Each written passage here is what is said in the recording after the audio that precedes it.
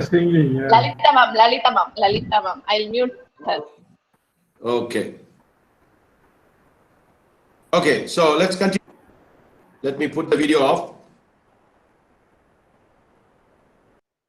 Right.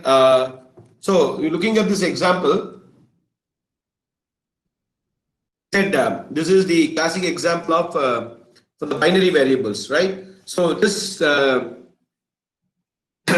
this is an example of one experiment being conducted, and that experiment has a different result. You know, it is not like it may be always yes, no, yes, no. You see here, that is what called asymmetric. Okay, there are many n's. There are some cases there are some 2 p's and 1 n. That is what called asymmetric. Suppose you always get p or t or n, that is symmetric, right? So now what you need to do, this is the contingency table, right? Hope you remember 1 0 1 0 q r s t q plus r s plus t, that is row total, column total, right? You have to remember like this, p q r s t, remember, right? So the p will be the total, then q r s t. So easy to fill up, no need to worry. Don't think, oh my god, how do I fill this contingency matrix? So easy.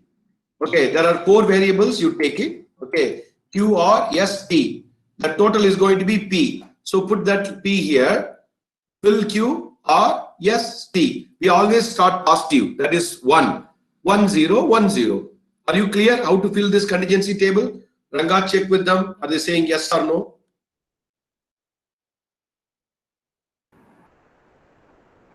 Yeah. Good. All right. So once you build with the contingency matrix, then, you know, as I said before the break, you can just make all these. Sangamesh is asking you to repeat one more time. Okay, I will repeat again. I am trying to find between 2 instances, right? 2 objects, right? So assuming that we are talking about 1 and 0, 1 and 0. That means 2 instances of an object can be true or false. True or false, right? So what we are doing is Q, R, S, T. You start with P. P is going to be the total. So P is Q, R, S, T, and then P is the total. Put the P there, down there, and we always start positive. 1, 0, 1, 0. So that means each instance will have either true value or false value. So 1 to 1 is Q, 1 to 0 is R, 0, 0, 1 is S, 0, 0 is T. So just to fill this contingency table, I gave you the tip QRST, total is P. Okay, so this is going to be a row total, which is Q plus R, another row total S plus T, column total Q plus S, R plus T. Okay, so now having done that, now we are going to do between Jack and Mary. We want to find out how similar Jack and Mary. Okay, so what are the values we have for Jack and Mary? So we have between Jack and Mary, if you look at it, there is how many P's you have. What is it we are looking at it? Q plus, what is this formula which says, we are trying to find out, sorry, R plus S divided by Q plus R plus S plus T. So we are going to use test 1, test 2, test 3, test 4, right? So if you look at it, R plus S, okay, 1 second, let me just see this whole other one. Are you writing something? We don't see anything. Oh, you are seeing my video presentation? Oh, the presentation is coming, yes, yes. Any guess how I got this 0 plus 1 divided by 2 plus 0 plus 1? Any good answers from the participants? Let's see how we got the 0.33. Anybody? Waiting for answers. Look at Jack and Mary.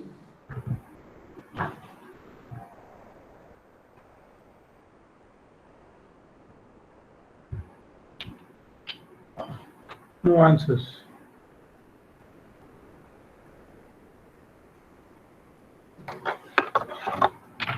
Hello? Yeah. Yeah, no answers, doctor. No answers. Yogendra madam says R plus S divided by Q plus R plus S. Yeah, sounds perfectly correct. So we don't apply this formula. We apply this formula because Madam says R equal to 0, S equal to 1. okay. Where is R? How she got R as 0? Just the answer is there. Right? How she got R as 0? From table. Okay. So which one we are talking about? Test 1 or which test we are looking at it? Test 1, all the 4 tests we are looking at it, or only looking at one test?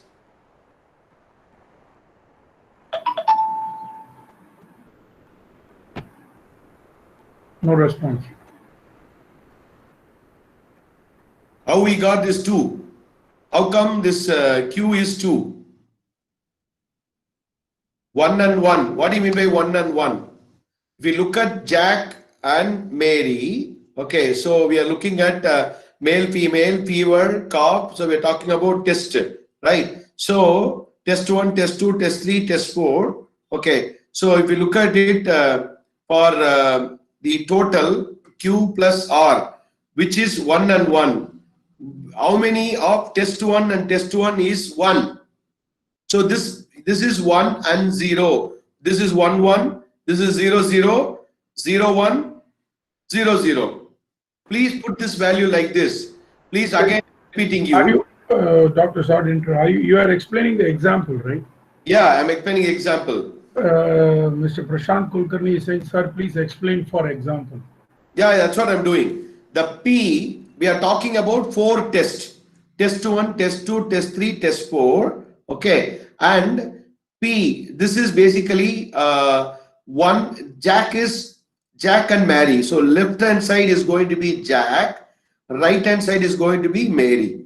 Okay. On the table, left side is going to be Jack, right side is going to be Mary. Right? So what did I say? P is going to be 1, N is going to be 0. How many 1 and 1? What is 1 and 1? P is 1, P is 1. P and P is 1. Okay. And what is that? P 1 and 1 represents what? 1 and 1 represents Q. Right? 1 and 0. Yeah, 1 and 0. What is 1 and 0? Represents R. Do we have R? Yeah. Do we have any 1 and 0? No. Right? But do we have any 0 0? Yes. We have 0 0. Between Jack and Mary, let me show this. Look at this. This is 0. This is 0. Jack test is 0. Mary test is 0. 0 and 0 is, we have only 1 0. 0 and 0 is there. And 0 and 1 we have 1. Right? 0 and 0 we have 2. That is why we are seeing 2 here. Look at this formula now. Write down the formula first. R plus S divided by Q plus R plus S. What is R? Tell me from the table, what is R? R is nothing but 1 and 0. What is Q? 1 and 1. What is S? 0 to 1. What is T? 0 to 0. Right. So what is it we are trying to find out? R plus S. How many R we have? How many S we have? R is 1 to 0. Do you have any 1 to 0 there? No. That's why you put 0. And what is the next one? R plus S. What does S signify? S signifies 0 to 1. Do we have any 0 to 1? The test 3. Look at the test 3. Test 3 has N and P. Yes. Saying yes.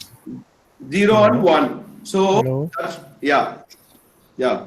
Hello. Yes, tell me, Yeah. Swaminathan, sir. How can we help you? Your mic testing is done, sir. You have a question, sir? Okay, proceed. Okay, so that's why we got 0. R value is 0. Let me minimize this. So R value is 0 and then S value is 1. Again, what is R value? R is basically the true of instance A, false of instance B. Okay, so when you look at these 4 tests, we have 1, there is nothing like this. There is no 1 and 0. Only we have 0 and 1. That is yes, 0 and 1. So that's why we are taking the test 3 result, which is 1. We put the count. Now divided by Q plus R plus S. What is Q? 1 and 1. How many 1 and 1 is there? Here 1. Right? Saying 2, somebody saying 1. How they say 2? Yeah, it's correct. That's good. They're thinking more. Even they are looking at the fever. They're taking the fever also. Why? Excellent. Excellent. I like that. So there is also yes and yes, 1 and 1. Okay. So if there, we can take it for the entire set. When you look at the entire, that is called reinforcement learning. That is how the data mining works with the unsupervised, because fever is 1 is already there. So there is 1 here, there is 1 here. That's why you put 2. Very good. And then R. We already got R is 1 and 0. How many 1 and 0 you have? Okay. So nothing, right? So we are only looking at this. Fever, cough, test 2, test 3, test 4. Okay. So that's why 2 plus 0. Then what is the final one? Yes. Yes is what? 0 and 1. How many zeros and ones you have? Only test 3. Test 3 is Jack is 0, Mary is 1. So with that, you get 0.33. That means Jack and Mary test results are 33% different between each other. So Jack is 30%. Jack results are different from 30%. Dissimilar, correct. And then we are looking at now one more, last one. I'll finish it up. Jim and Mary. Look at Jim and Mary. Can somebody tell me how I got 1? Jim and Mary, 1 plus 2. What is R for Jim and Mary? R means 1 and 0. Jim 1 and 0. Please look at P. Yeah, that is 1 and 0. Yes. Yeah, that is excellent. Excellent. So there is P and N. There is cough already there. There is already cough. Look at this third column. Third column P and N. There is R. That is 1 is already there. And then another one is yes. Yes is what? Yes is 0 to 1. Look at 0 to 1. Any 0 to 1 you have? Okay. 0 to 1 is here. N and P is 0 to 1. N and P is 0 to 1. So we have 2. That's why we put 2. 1 plus 2 divided by plus R plus S. Very good. All of them are clear. I will move on. Yes. All of you are clear. Yeah, they're saying yes. Clear, sir. Excellent. So this is, if you have done this, everything is going to be so easy, because this is a complex calculation I've shown you, how to do the distance. The rest all going to be so easy. As I've shown you, this is very easy for you to find the distance measure, right? Because a simple distance you can find, like between the age 56 and 66 you can find. But with respect to binary values, the distance is going to be the toughest one. That is why, you know, this dissimilarity value is very, very important. Okay. Now I'll go on to how do you do the distance calculation between some numerical data or protein data. There are like 4 famous methods available. I'm going to tell you 3 methods, and Ragga is going to talk about 1 method. There is very famous method called equivalent distance. Kindly take a paper and pen, note down this formula. I'm going to ask you to do one exercise. We are also going to do a Python code. The equivalent distance, what we do is take the square root of the sum of the squares of the differences of the coordinate. We are always talking about 2 objects. Please understand, in everywhere, see, I want to find a difference. Suppose you want. Sorry, there is a query from Dr. N. Parthiban. Why don't we use the first formula, sir? Why don't we use the first formula means? Well, can you please be more clearer, Parthiban, Dr. Parthiban? First formula means what? Which formula? Sir, R plus S divided by Q plus R plus S plus T, sir. Why don't we take T, sir? No, that is symmetry. No. Oh, because symmetry. There is Symmetry, sir. Symmetry, sir. Acha. Okay. Yogendra madam already has an answer. That it's asymmetry. Yeah, because this one is. She has given the answer. Yeah, thank you. Fine, sir. Fine, sir. I understood, sir. Thank you. Because we are having the asymmetric, there is no guarantee that always it's going to be P or N, it may be all P's, all N's. Okay, so that is always asymmetric. We don't know. It's unpredictable sequence. Those scenarios, we are just using only Q plus R plus S. Okay, good question. Good to clarify. Thank you. Right. So Euclidean distance, basically, why we are even here also, what did we do? We have taken two objects, Jack and Mary, Mary and Jim, Jack and Jim, right? So we are always finding distance between every two objects. That is why we are using the coordinate here. Okay. So suppose there is an object X with attributes of A, B, and Y with attributes of C, comma D, right? So what we are doing is we are trying to look at represent it in a coordinate format, and then we are going to do this formula. Kindly make a note. Euclidean distance is nothing but square root of A minus C whole squared plus B minus D whole squared. We'll do one problem, then you will understand. Then there is another distance called Manhattan distance. Okay, that is basically the modulus of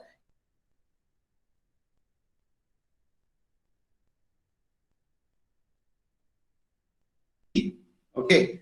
So this is very useful for even any type of data. So when I want a quick answer, quickly I want to calculate. When I have a smaller values, I'll go with the Manhattan distance. These two distances are very popular. Okay, if you are talking about data mining, you are talking about deep learning, you are talking about clustering.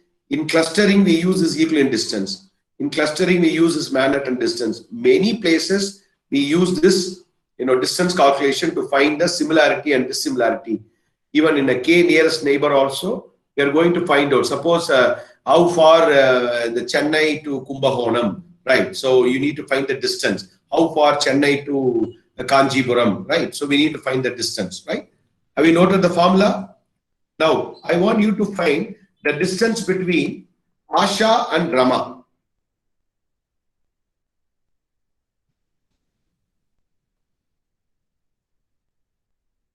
Okay, Asha and Rama. So we have Asha age is 10, Asha mark is 90, Rama age is 6, Rama marks is 95. We want to find out the Euclidean distance between Asha and Rama. Oh, you remember your classmates too. Yeah.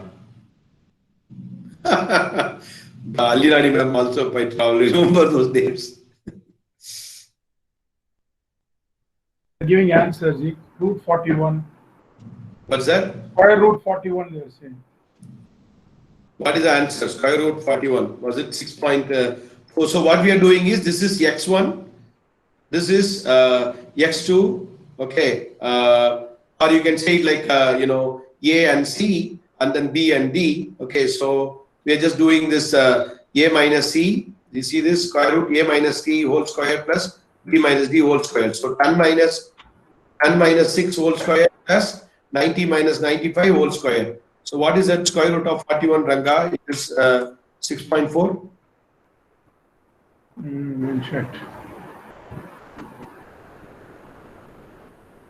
Revati says Manhattan is 9. Oh, good. Parvati says Manhattan is 9. Okay, cool. Okay, cool. Now 6.4, yes, correct. okay, good. Yeah. Can you put mute? Somebody is having the. Yeah, thank you. Now look at another one example of Euclidean distance, then we'll do a problem. See, when there is some complex problems, we always represent the data using some graph. Are you seeing my graph? Yes. Yeah, 0 to, so this has like a 2, 4, 2, 4, you can have 1, 2, 3, 4. Now there are many points, x3, x1, x2, x4, right? So now what is this x1? x1 is nothing but 1, 2. x3 is nothing but 0, 2. x2 is nothing but 3, 5, I think, 3, 5. And x4 is nothing but 4, 5. Is that clear? So now what we are doing is we are going to fill the distance matrix. Distance matrix using Euclidean distance. How many points we have? Please follow me carefully. Now we have 4 different variables we have, and depending on the attributes, right? So it can have, for example, Ranga can have 2 attributes, right? The age and weight, height and weight, right? So when I have like 2 attributes of 4 persons, just now we have saw like 2 attributes, age and mark of Asha and Rama. Similarly, we are having 2 attributes, right? Maybe like, for example, price and product. Price and I have a market basket. I have a basket, and then in the basket I have like 5 items. 5 items, and the price is 50 rupees, right? So those type of scenarios, and we have like different objects, different points: x1, x2, x3, x4. Okay, so these are all four different transactions. Transaction 1, transaction 2. Order 1, order 2, whatever you call, right? And you have 2 attributes, right? Are you clear of this graph and table? Ranga, please check. I'm not. Yeah, no problem. Yeah, they're saying yes. Okay, Sir. excellent. See, this x4 is, just to give you an example, x4 is nothing but x value of 4 and then y value of 5. Okay, now you have to fill this distance matrix. Can you find out? Let's do only one, then you can copy paste. What is the formula of Euclidean distance? Square root of a minus c whole square plus b minus d whole square, right? Or you can say like x1 minus y1 whole square plus x2 minus y2 whole square. However you wanted to remember, you can say, right? Now, if you look at that, what is the x1 value what we have? What is, see, now we are trying to find the first thing, the distance matrix. This is dissimilarity matrix, I told you, no? And so x1 to x1, that is 1, 2 to 1, 2, the distance is going to be 0. So we are filling 0. So always the diagonal values, you can straight away you can fill 0. x1 to x1 0, x2 to x2 0, x3 to x3 0. This one. Are you clear with the first step? Now we are going to find the distance between x1 and x2, transaction 1 and transaction 2, order 1 and order 2, attribute 1 and attribute 2, right? x2 and x1, right? So either I do x2 and x1 and x2, it's going to be the same. You can do a quick test and then confirm with me. So what is x2? By looking at the table, you tell me. What is x2? Ranga, look for the answer. What is x2? They're saying 3. Sangameshwar is saying 3. Revati madam 3. No. 3, 5. 3, 5 is told by Kritika madam. Excellent. That is what I want. Anyone? Yeah. x2 is nothing but 3, 5, and x1 is nothing but 1, 2. Now we are going to find the distance between x2 and x1. What is the formula? See, you written 1, 2 to 1, 2 to 2, so they are finding what? I think they are finding x1 and x2. Yeah, x1 and x2. Yeah, 1, 2 to 3, 5. So square root of a minus. Yeah. So you do this, then you get what is the 1 minus 3? 1 minus 3 is minus 2, right? Minus 2 root square is 4, and minus 3. The 2 minus 5 is, I'll zoom it up. 2 minus 5 is 3, minus 3. So minus 2 square minus 3 square. So 2 square is 4, 3 square is 9. So 4 plus 9 is 13. So square root of 13 is 3.60. Did you get this answer of 3.60, everyone? Can you they're just saying root 13. Yeah, they're saying yes. Excellent. So if x2 to x1 you fill, you can fill right away. Here also the same thing. If you fill here, this is also going to be the same. Similarly, you will find the Euclidean distance for all the values. That's how you do the Euclidean distance, right? Now I'll show you the code. And the other one is basically, anyway, this PDF is already shared with you. If it is Manhattan distance, the same problem Okay, I just do the A minus C plus B minus D. That is 1 minus 3 plus 2 minus 5. 1 minus 3 is minus 2. 2 minus 5 is minus 3. Minus 2, 2. Minus 3, 3. So it is 5. Okay. So when do you use this Manhattan? For high dimensional vectors, you might find that Manhattan works better than Euclidean distance. High dimensions, more dimensions, right? Lower value, higher dimensions, we can use Manhattan, right? Okay, then one more distance is there called Minkowski. Okay, Minkowski, right? In there is in one Friends movie, Purpose also say something like that, which name will come, no, Koski, Minkowski, right? So that is another measure wherein you just use this every value you're trying to find out the order. We'll just give an order, like say based on the order, we'll try to calculate, right? That is the Minkowski distance. Ranga, you wanted to talk about another instance which is inverted. Yes, doctor, yes. This is the father of Indian statistics. Anybody knows who the name of the father of Indian statistics? Doctors? Who's called as the father of Indian statistics? Okay, Revati madam says no. Revati madam, the cinema பத்தி கேட்டீங்க டக்கு டக்குன்னு சொல்லுவாங்க. நண்பன் சொல்றாங்க தப்புன்னு. Anybody knows father of Indian statistics? You should check it out because it is one of the proud. You have to be proud. Not Ramanujam madam. Yes, Prashant Chandra, excellent. Sangameshwar, yes. Yes, they are saying it. Yeah. Mahalana boys. Mahala Nobis. There is a distance named after him. Okay, so that is one of the other distances that is used also, and it competes very well with regards to Euclidean distance. And so now I will share a Wikipedia link on the chat. Please read more about it. We all should be proud of it.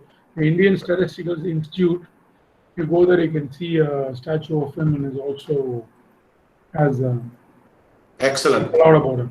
Yeah, thank you. Thanks, Ranga.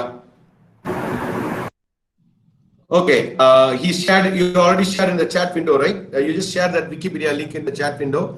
Thanks. I will continue one code with this. Then we have to move on to decision tree, right? I'll close this presentation. We'll talk about the cosine similarity, other things when we have a time. There is one more matrix called cosine similarity, right? There is a problem already given to you. Due to the time, I'm not solving this. This is already given to you. Please go through the PDF which was shared on the Monday itself. Okay, there is min-max algorithm, how to apply. There's a problem already available. And then there is one problem is given like, for example, Ram, Balram, Bharat, Christian. Ranga, are you seeing my PDF? Yes, yes. Yeah, so there is a person, Ram is a doctor, income is this, mother tongue, Bengali, Hindi, Bhojpuri, native place, blah, blah, blah, right? So we want to find out who are all similar. Ram and Balram are similar, or who is similar, who are all dissimilar. By looking at this Euclidean distance or Manhattan distance, we found that Balram and Bharat are most similar, and Balram and Kishan are most dissimilar, right? Kishan, not Kishan. Kishan are most dissimilar. So this are already given to you.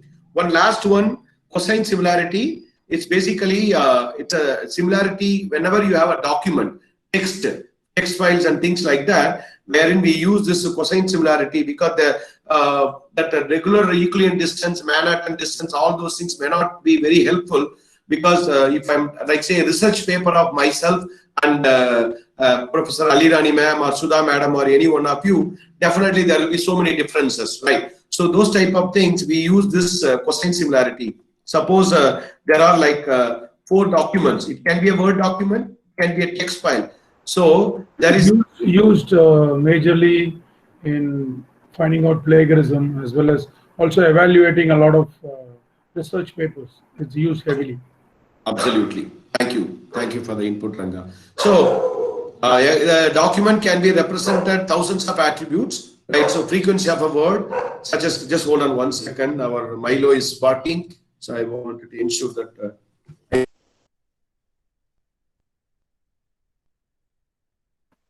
So that cosine similarity matrix is used heavily in deep learning when it comes to natural language processing. So that is an area that you might want to pay attention to. So when we do the advanced sessions, you'll be able to easily follow. Okay. You are on mute. You are on mute. Yeah. Actually, I have a Milo pet dog, so he just started barking. So I just asked him to control a little bit. So I think he's going to be fine now. Cool. So I'm sharing my screen.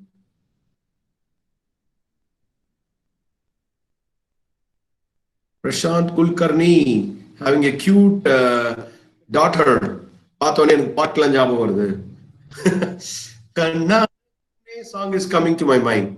There already been requests for you to sing, so I told them you will sing on the last day. Okay, fine. Not now. When I start singing, you all will sleep. So I don't want to sing now. Let's continue. Yeah, I will do that. Okay, cool. So where I am. Yeah. Can you put mute, Ranga? Thank you. Right. So a document has so many attributes, particular keywords, like for example, team and coach, hockey, baseball, and then soccer and things like that. There are many attributes are all there. So in the document one, there are so many attributes, like 5 attributes having team. Document one has coach. Document one has hockey 3 times. Document has 2. So now we want to find out which documents are similar. Like say, as Ranga says about plagiarism, that's how they find out this paper and this paper is similar. Did they do anything, any novelty, any unique words are there? So how do you do that? We put that as a vector of an object. So the cosine similarity is cos, like say I have 2 documents, D1 and D2. We are taking it as a vector. D1 dot D2 divided by modulus of D1 and modulus of D2, right? So, sorry to interrupt here. Let me ask a question to all the professors. What is cos 90? What is cos 0? Can somebody give me the answer for cos 90 and cos 0?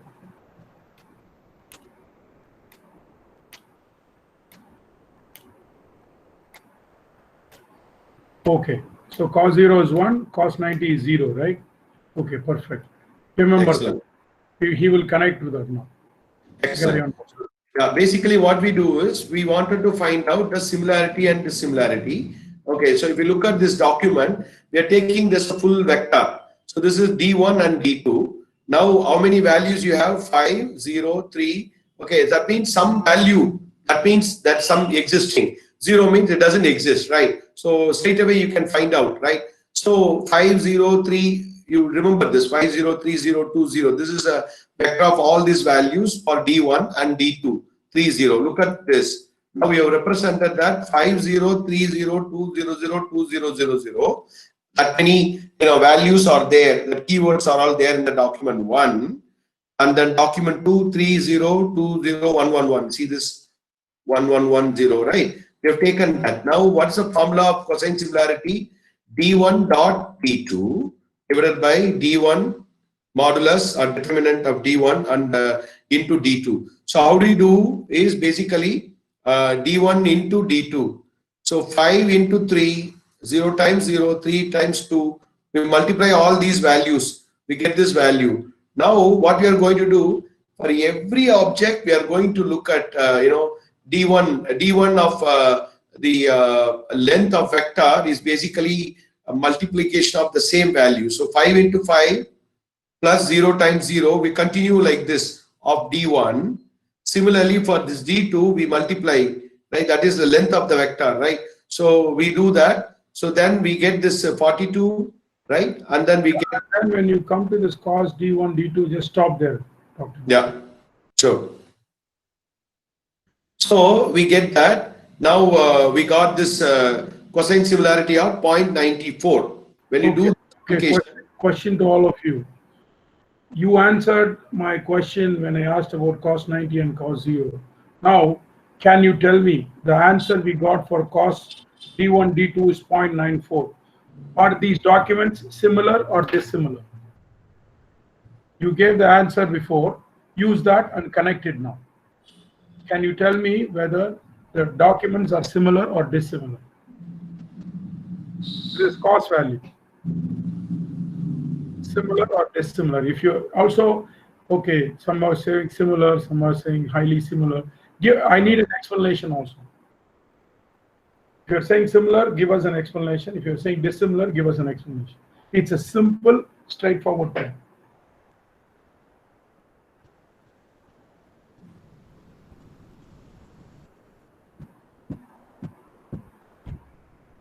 Range is 0 to 1. Cos equals 0, so similar. Excellent. Close to 1. That's it. So if that value is close to 1, you mean the similarity is there. Otherwise, it's dissimilar. If it's at 90 degrees, you draw a perpendicular line. So this document is at one end, the other document is at the other end. So it's dissimilar. Thank you, Doctor. Proceed.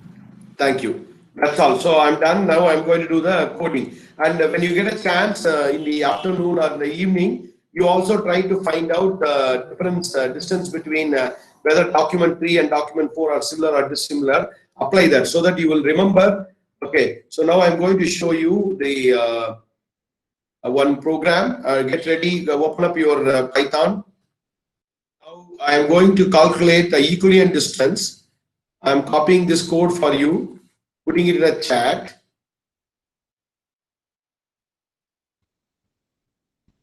Yeah. Take the code, copy paste into your system.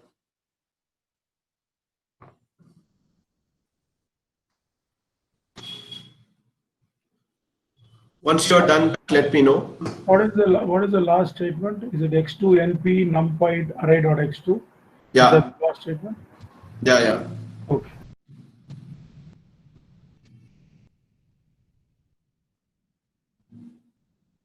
Let me check.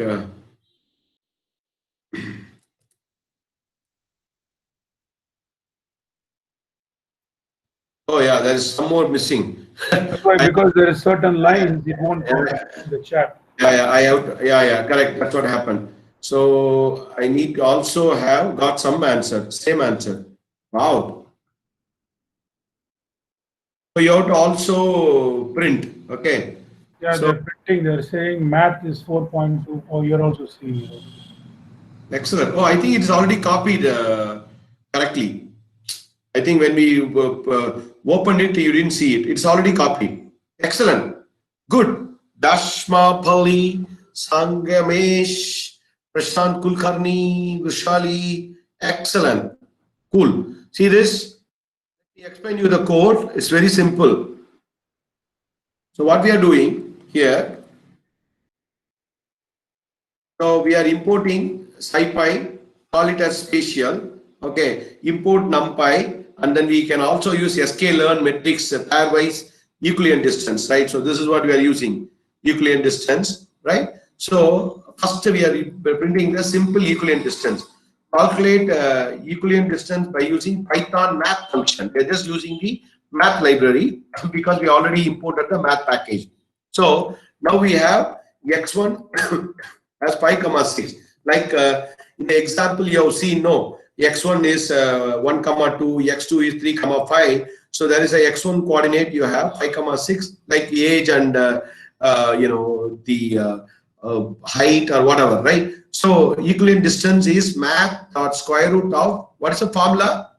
x1 minus x2 whole squared plus y1 minus y2 whole squared and square root. Do you remember the formula, all of you? That a minus c whole square plus b minus d is nothing but x1 minus x2 whole square, yeah, plus y1 minus y2 whole square and then square root. So it is going to be easy. Do you remember this step now? Then we are just printing the Euclidean distance using math. The same thing, we are just using the spatial distance. It automatically find that I don't have to apply any formula. If I give x1, x2, it will find it, right? and they are also calculating using an array function, wherein they're just using this x1 np as an array. The x1 directly they're taking into an array instead of what we did here. We did this x1 minus x2. They're taking whole thing as an array, and between the array, they see this x1 np minus x2 np, power. Okay, that's what they did in the equivalent distance. So you can use any method using sklearn. We can just give equivalent distance. So you should have got this. Almost all this are all giving the same answer, 4.2406, right?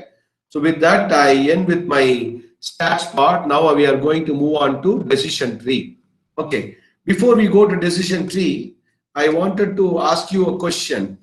Anybody knows what is entropy? Generally, what is entropy? Anybody can define me what is entropy?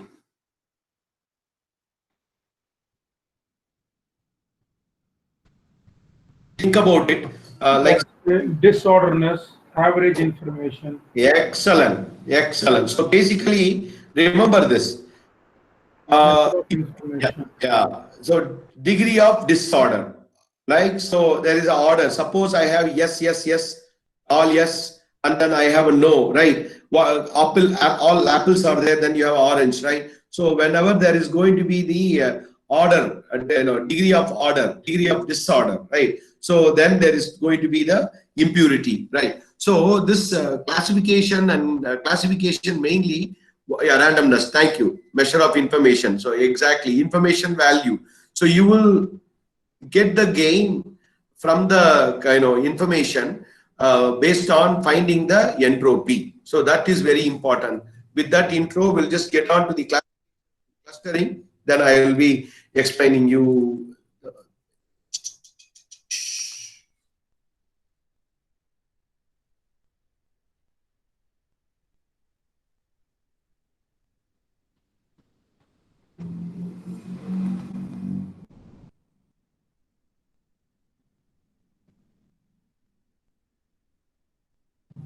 A few minutes you have to pay complete attention.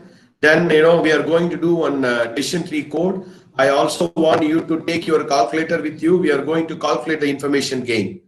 We are going to calculate the information gain, and I have one beautiful program and problem with me. I want you to work along with me. I don't know what's happening. Take time. Cool. Yeah. Are you seeing my slide, Mr. Ranga? Yes. Okay, I'm going to put the video off. Let me be focused.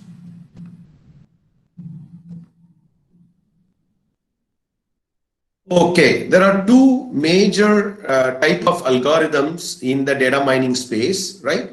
And in the machine learning, deep learning. One is called classification. What we are doing in the classification, we basically create different categories, mutually exhaustive and exclusive category. For example, very simple classification you do in your class. What type of classification you will do? You are all professors now. When you're taking classes, you will see some are in one side, others are on the other side. How you classify? Simple classification of your class. Best students, gender, average students, boys and girls. That's all I want. Simple. Boys separately sitting, girls are separately sitting. Or you are putting like based on their, best, or you wanted all the rowdy students, or not rowdy student. They're all like they are so curious, George. All the curious guys you are just putting in the front. People who are wanted to sleep, you are putting them in the front so that you can always watch them. You just categorize them, or put some 3 good student and one who is having a learning capability, less learning capability, or clubbing the students based on some classification, right? So basically you label them, and then based on that, suppose now if I want to classify this participants, I can classify the participants based on the government institute, based on the state, right? Based on the state you are from, and based on your qualifications. Some of you already done your PhD, some of them already done your master's degree, some may be from industry, some may be the students, things like that we can classify, right? So we use this classification by using this condition, mutually exhaustive and exclusive. And there are two types of learning: supervised learning, unsupervised learning. So in the supervised learning, all the class labels are already known. The data is already available for you. You have a labeled data. Like, you know, this data is age, you know, this data is income, you know, this data is gender, right? So this is classified based on the training data set. In the unsupervised learning, that the data is that labels are unknown, so you need to probably start learning, right? So there is no advanced learning is available. While you are looking at the data, you are looking at that is where the similarity come into picture. All looks like a color, red, green, blue. Let me put it in a color cluster. All look like product order. Let me cluster it. So we're trying to use some kind of a grouping, right? So that is the unsupervised learning, right? And then Mr. Ranganath will be teaching you about reinforcement learning, right? So supervised, unsupervised, reinforcement learning. Those three are the important types of the data mining algorithm and machine learning algorithm. All the algorithms can be classified into these three types: supervised, unsupervised, and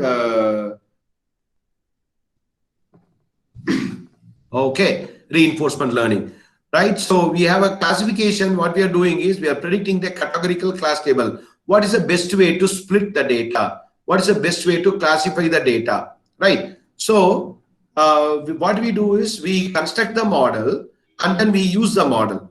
So basically we take everything as a tuple, some records, and then we started trying to identify what would be the good label attribute. Then we are trying to build a small training set, right? And then we build the model. I'm going to teach you. The model can be using some classification rule, association rules, decision tree, or any other mathematical formula. So you can apply any kind of a mathematical model to classify the data.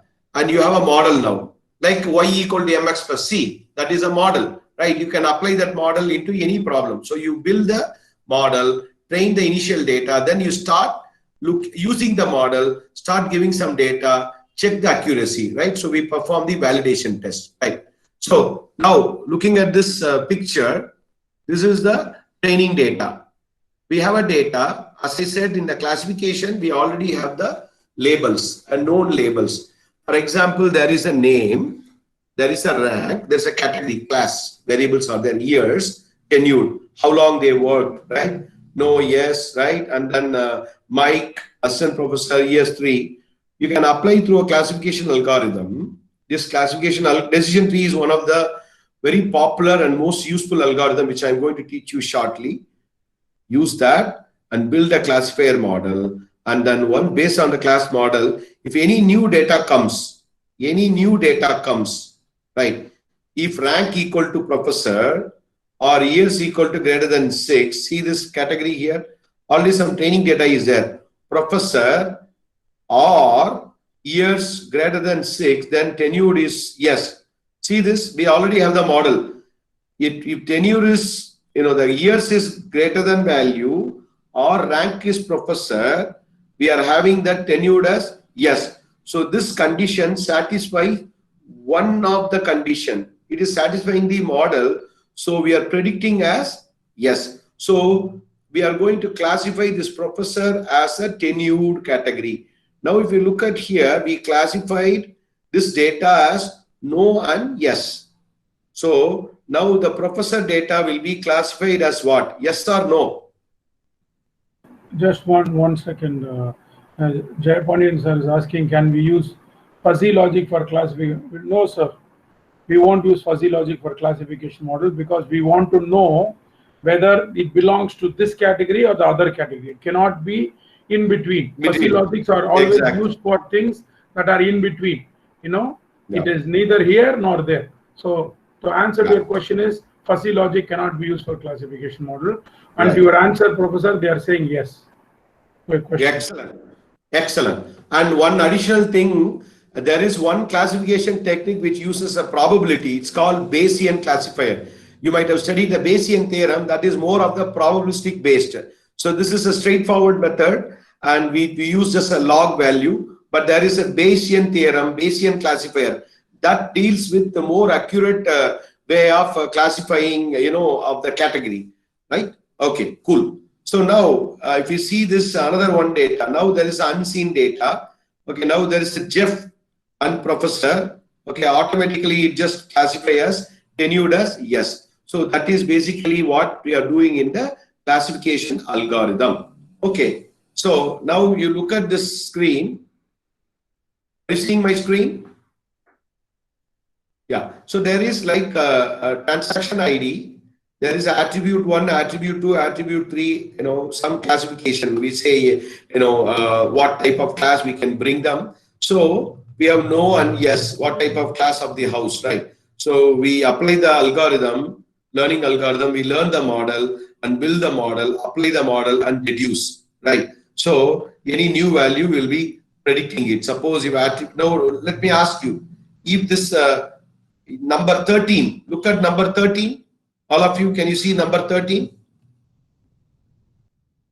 Number 13, yes category, large category, 110K. How do you classify? Is it going to be yes or no? See, for example, you are going, Sudha madam is going to a shop and going to look at the mobile phone. Whether she buys or not, how do we predict this customer will buy or not? This is what we were seeing yesterday. What he's having on the top is the training set, and what he's having on the bottom is the test set. So he has separated the data as 80% training and 20% test, and he's training his model. He's saying if the first attribute is yes and the second attribute is large and the third attribute is 125K, it's no. So based on that, he's already trained, and then he's going to pass the next 20% of the data and asking to find. Okay, so they're answering no. Okay, cool. Classification. Cool, correct, excellent. Now we'll go on. So there are many classification techniques are available. Okay, are you seeing my screen? Decision tree based method, rule based method, association rules. Okay. And this is not pure data mining. Otherwise, I would teach you association rule mining. Okay, there is a very easy method, association rule mining, and then neural network. So already the cells and neurons, we can try to do a computational neural network, Naves Bayesian classifier, support vector machine. So these are all different techniques of classifying the data. So this workshop mostly focus on decision tree based method. There are two types of learning we call lazy versus eager learning, right? So we basically store the training data already, like in simple minor processing, we just start using it, right? But eager learning is basically trying to construct its own model, and then as it receives, it doesn't do anything. Hey, you give me the model, I will do it, right? So that is that lazy learning, eager learning. That eager learning example is that the nearest neighbor, K nearest neighbor, okay, making that SVM and things like that, right? We check the accuracy. Lazy method effectively uses you have to have it is simple. In the olden days, we do a project. We build a project for 5 years. But the eager learning, it is going to be like agile. We are applying agile process. 1 month, no project is given 1 year duration anymore, right? So eager must commit to a single hypothesis that covers the entire instance space. It just always works on, continuously work on, right? And so the lazy learners, instant-based method, like K nearest neighbor method, locally weighted regression, case-based reasoning. It doesn't look. It only look at the nearest neighbor using the equivalent space, right? So that is KNN, right? That is basically the instant-based learning. And let's go into decision tree. So what we are doing is the decision tree induction. Like say, when you are joining your college, when you are joining in industry, there is something called induction, right? So basically you are induced to the environment. So what we are trying to do is with the given data, we are trying to label the data, we are training the tuple. And from the class label to training tuple, we are putting into a form of a decision tree. Like say form a tree with the data. So we are trying to, all we are saying is decision tree induction is nothing but how I can build a tree, decision tree from a given data set. That is called decision tree induction. You all know it's a decision tree. You have done it in the school days, colleges. It's a flowchart like structure wherein we have a node. Node can be represented by a rectangle, right? And it will test on any attribute, and we have a branch which represents the outcome of the test. Then the leaf node or terminal node, it's divided by oval. That is basically, it says finally a class label, right? So for example, I'm buying a computer or not, that whether predicts whether the customer will buy or not, right? So used for classification. Kindly make a note. In the Google, when you do Python, there are two famous packages are already available: ID3, C4.5.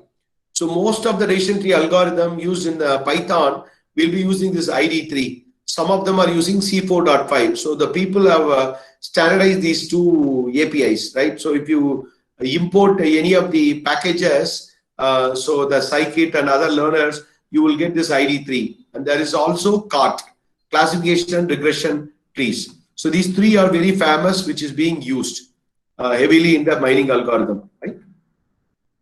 Okay. Now look at this training data set. There is some shopping mall has this data set. Can you take a paper and pen? I want you to draw the decision tree. Now this is the data. I have the age. I did not even classify yet. Okay. So just the initial work. Age, income, student, credit rating, buys computer. Okay. So they have collected some sample data based on the person coming to the shop, whether the person will buy computer or not. So age is youth. Okay. Income is high income. Student is not a student, and credit rating is fair. That person will not buy a computer. And he is a senior citizen, like 75, 85, and income is low. Okay, student, sorry, they say age is senior, is student no. Okay, credit rating is fair, but still he buys because the age is senior. And the other categories like senior, income medium, student yes, okay, fair credit rating yes. So youth, even though its age is youth, income is medium, student yes, and you have a youth medium yes, excellent credit rating, he buys a computer, right? So this is a sample data, training data which we have got based on some transactions. So we use that and form a decision tree. See that we have taken age and we classify. This is a more degree of disorder. So age can be classified as youth, middle-aged, and senior. This is a branching we did. Then in the youth, we are looking at youth. See, look at the youth. How many columns we have? We have youth, student. We have okay, and we take that. Youth means we have a student category. So we take that student no or yes. Okay. Then what did we say? If youth is a student, no, youth is not a student, and he will not buy a computer. 1 second.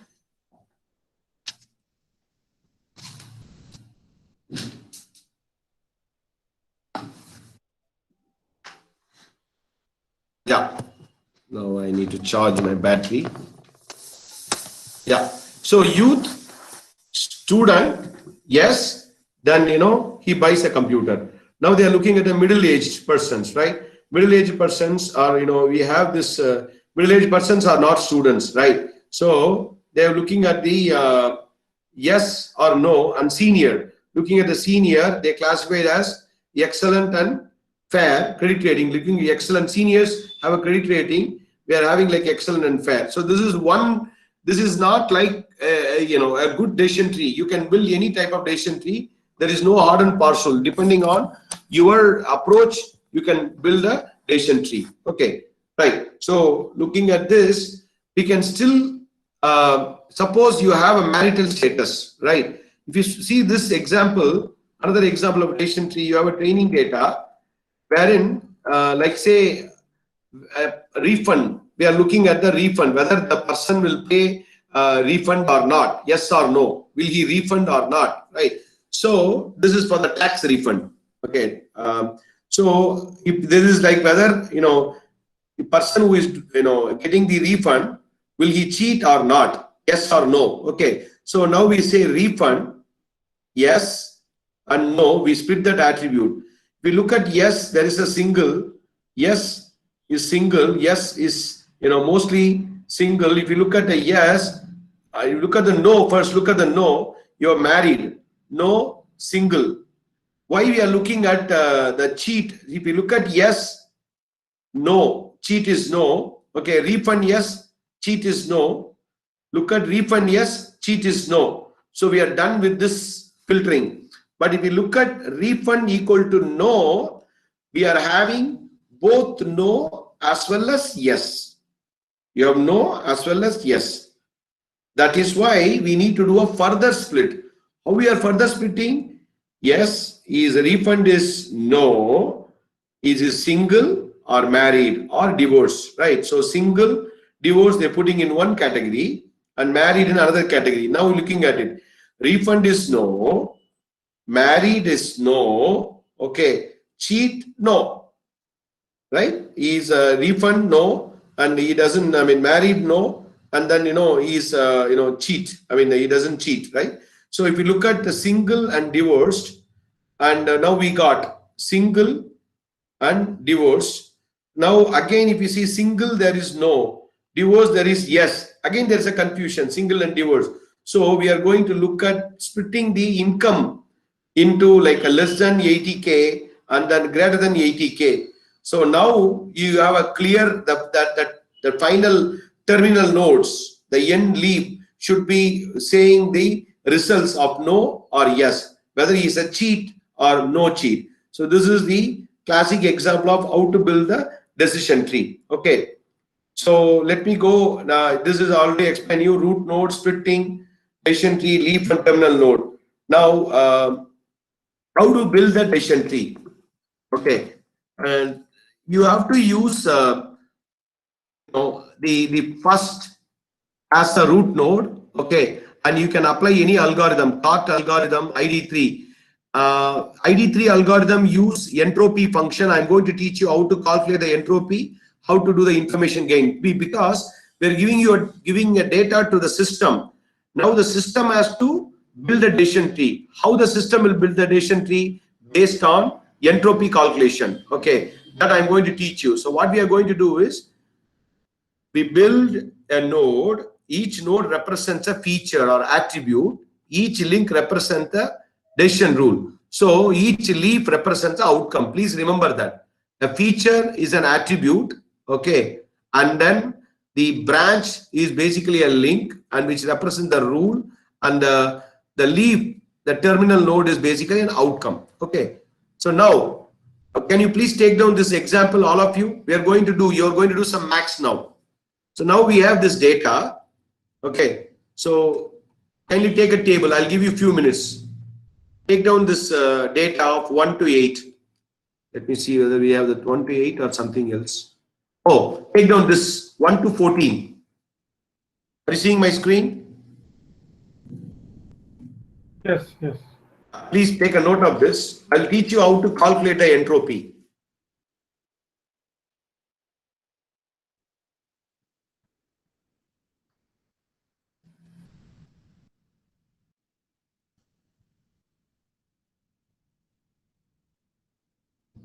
Everybody should take a paper and pen. Do that 1 to 14, 14 rows, 6 columns. In that we have 5 features: outlook, temperature, humidity, windy, play tennis. I'll even zoom it up a little bit. Is it better visible, Ranga? Yeah. Good.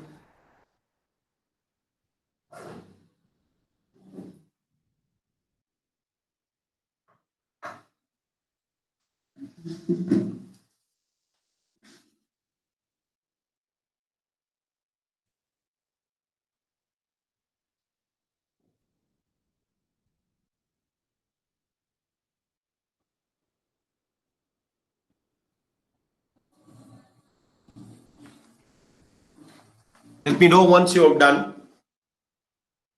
How many of you finished?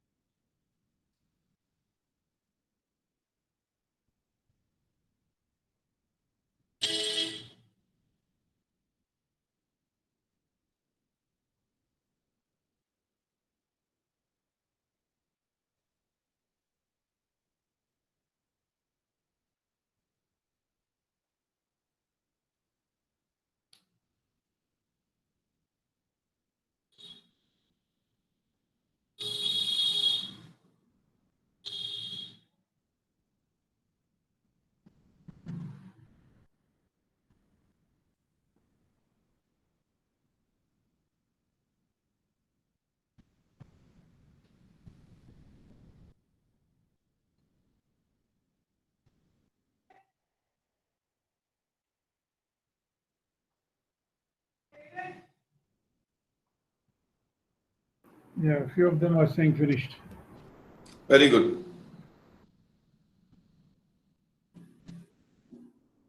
Cool. Okay. If you have noted it, very good. Thank you. Now I'll just take you one slide before. Yeah. What is entropy? Why information gain matters in decision tree? Right. So entropy is the measure of impurity, disorder, or uncertainty in a bunch of example. Right. So if it is apple, we are trying to classify it has to be apple. So we wanted more information gain. We want more information gain, less impurity. So entropy controls how a decision tree decides to split the data. If I go with one attribute, if that attribute is leading to so much of impurity, entropy, then I don't want to go with that. I want to select the node which gives me higher information gain.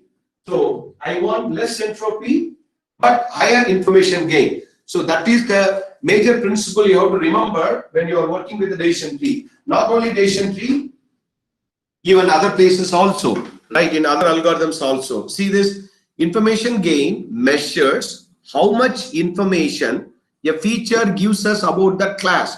Suppose I have so much of data, on what attribute I can go to say, hey, this is what it is, right? So which one, if I go and give you a major information, that is going to be your root node.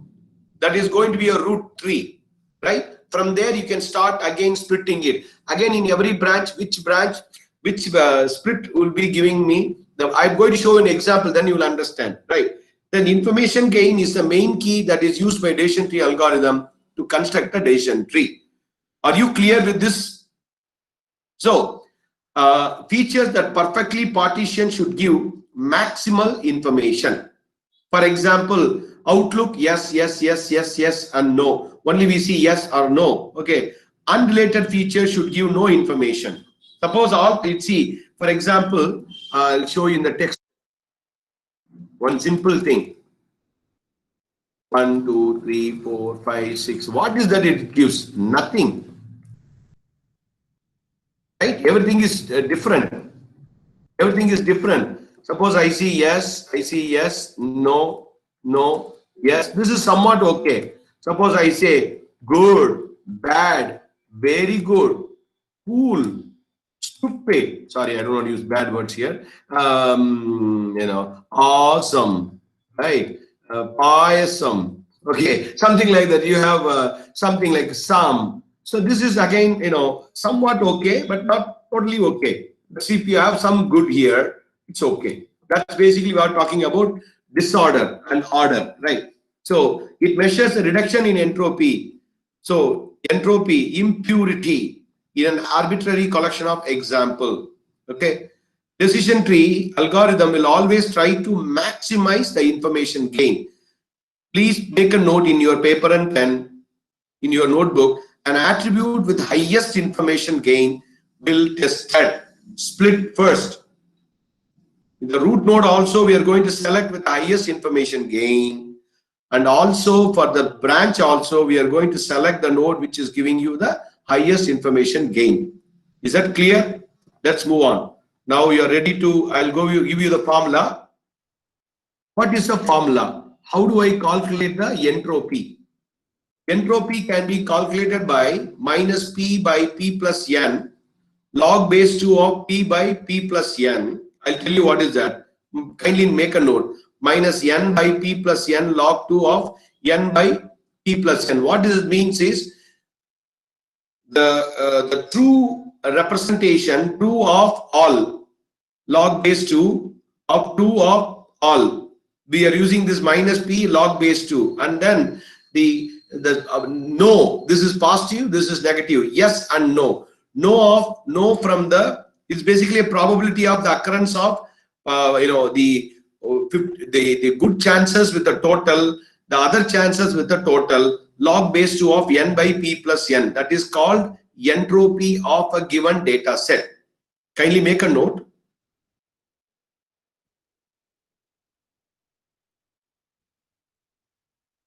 Okay. Now, what is the total number of records we have here? Ranga, you have to closely follow them. I want them to see and give an answer. So how many, suppose we are 14, going, they are saying 14. excellent. So now suppose always there is a catch here. We always start with the last class. Why we are going with the last class? Wherein how many, the classes are here. If you say play tennis, how many is here? Yes and no. Only 2. But look at windy. It has weak, strong. It's okay, right? And humidity has high, normal, temperature, hot, cold. The rule of thumb is basically you always go with the last one, because this is we are not going to predict about outlook. We are not going to predict about temperature. We are not predicting humidity, windy. So we are going to whether play tennis or not, buy customer or not. So look at that meaningful attribute wherein you have number of yes and number of no, like a equal probability, right? So if you see this, that is where we wanted to select the main attribute to calculate the total entropy. Now, how many yes are there in the play tennis? Tell me. 1, 2. That is third. Nine yes, 5 no's. Excellent. Good. 3, 4, 5, 6, 7, 8, 9. Okay, so we take that. So minus 9 by 9 plus 5, log base 2 of 9 by 9 plus 5. That is your first possible class of value. And then minus, now how many no's are there? 1, 2, 3, 4, 5 no's. So 5 no's divided by 9 plus 5, log base 2 of 5 by 9 plus 5. Okay, how to find the log base 2 of something? So what I would say is, this is, even MTech students always struggle. If you want to find log base 2 value, I'll give you a tip. First, what you do is, 9 you have, right? 9 plus 5, what is 9 plus 5?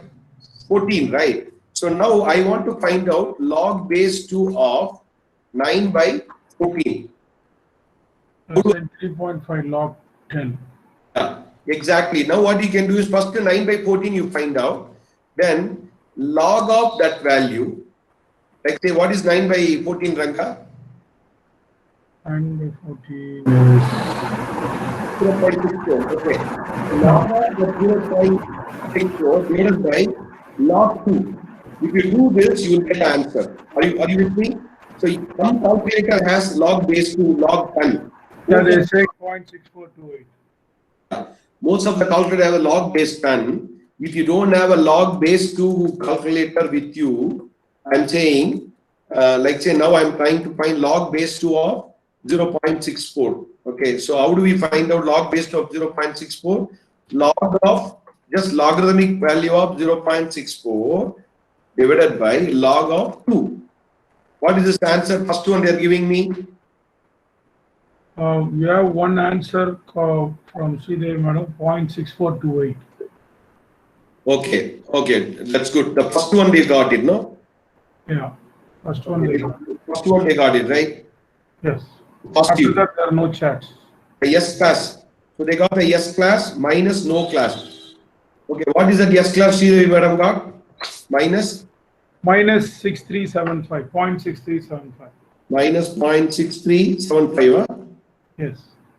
Minus of minus. No, she would have got minus of minus. First, Sridhar Madam has put first 0.6428, then next answer she has got is minus 0.6375. Okay. So because minus into minus will be plus. Because we are getting the minus of, the formula is minus of p by p plus n log base 2. When you do this log base 2, you will get negative answer. So when you do minus into minus, it will become plus. So what you got? So anybody got? They are giving, Revati Madam is giving 0.5297, Sudha Madam giving 64385. Okay, they have to do the next value. Find out the no class. When you do the no, now you got the yes class value, whatever value you got, okay, and apply the minus correctly. Minus no yes value and no value. If you subtract it, your root value will be 0.940. Manivandan sir says 0.64.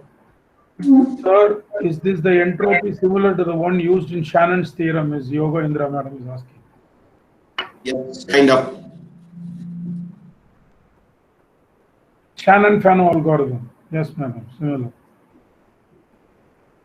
This is a standard formula. They always find out true with all and then no, I mean, yes with all and no with all. Because we want to find out classification, which is more. So this gives higher entropy.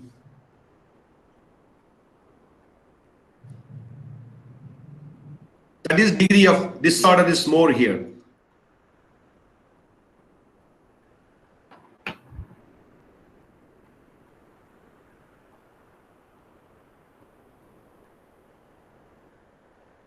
No answers yet.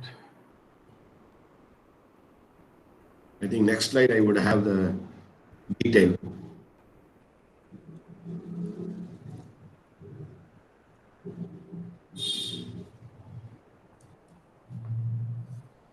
Should I do it parallelly in the calculator?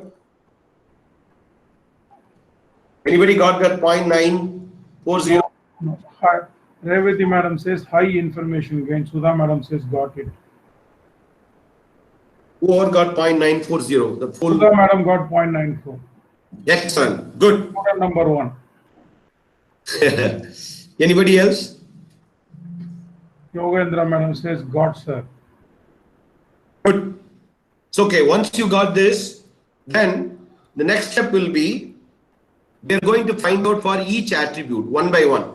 So now this is the conditional variables. Ranga also says dependent variable, independent variable, right? So if outlook is sunny, overcast, rainy, then temperature is hot, mild, cold, humidity. So there are 4 values are all there. So these are all attributes. Now these are all the 4 attributes we are going to find out their each entropy. Okay, we are going to find out each entropy. Then from the total we are going to minus it. I'll just show you. Now we are going to find out outlook. Just look at outlook and then play tennis. Temperature, outlook and play tennis. Look at it. I'm just splitting it. See, kindly make another table wherein you combine outlook and play tennis. Outlook sunny. How many sunnies are there? 1, 2, 3, 4, 5. Outlook 5 sunny. Just There is a question, doctor. There is a question from Deepika Sharma. What does this 0.94 value suggest about the entropy? So this is higher entropy. Okay, so that means it has the degree of disorder is more. Okay, degree of disorder is more. Okay, no, no, no, yes, yes, yes, yes, yes, no, no, no, yes, yes, yes, yes. Right. So when we go further, they will understand completely. Just give some time to follow this, and at the end, I'll be telling you like because this cannot be the split. So less information gain, madam. Higher entropy means you have less information gain. Exactly. That's inversely proportional. We have to talk about conditional probability. Lesser the probability of an event happening, right. You know, it is better. Exactly. Because see, initially I say information gain measures how much information a feature is giving. Entropy is an impurity, so there's more impurity. Okay, this is a total impurity of the system. Total entropy we got 0.940. That is a lot of degree of disorder is there. Okay. Suppose yes, 13 yes is there, only 1 no is there. Definitely this is a good information gain. Entropy will be very less. You try. Again, what you can do is whoever is asking the question, I appreciate that question. Just change this all into yes, only 1 no you put it. Definitely, any condition you can play tennis. That data is giving higher information gain. Entropy will be very, very less. So now what we are doing is we are calculating entropy of the root node, one root node. Then we are calculating entropy of each attribute. Then from there we minus it. Then we get the individual, entropy. Okay, we'll just see. Okay, now each attribute. So you have 5 sunny, and then each sunny you have to look for play tennis. So 3. Okay, only 1 sunny which is yes, I think. 2 sunny which is yes, 3 sunny which is no. And then similarly, now we are doing outlook. play tennis, outlook with play tennis, outlook with the play tennis, right? So sunny, rainy, overcast. For this, we are trying to find out the entropy for each value for sunny, rainy, and overcast. So how we are going to do is we are looking at sunny order. Like you are going to find out the minus p by p plus n, right? So if you look at it here, what is the total records? 5. So minus 2 by 5 log base 2 of 2 by 5. Okay, we got this minus 3 by 5. So we got 0.971. And one quick to find out the entropy, if it is going to be equal, all equal. Okay, if you look at this overcast, where is this overcast? Yeah, if there is all ones, all zeros, then you will get zeros there. Okay, so if it is all ones, because all play tennis, so there is no impurity. You understand? So it is 0, right? Outlook rainy, there is 0.971 because there is no degree of disorder here. Overcast means people can play tennis. Understand? This will give you, see now impurity is what? The entropy is 0, right? Definitely, information gain is going to be, as Ranga says, inversely proportional. Are you clear with this step? No responses yet. Yeah, they are saying yes. Good. Now, this outlook having 3 values. So what we are going to do is, we are going to take that outlook. Now we are going to calculate we calculate the entropy for all the 3. Now we are going to calculate the average information entropy. It's basically average value. How we are calculating the average value?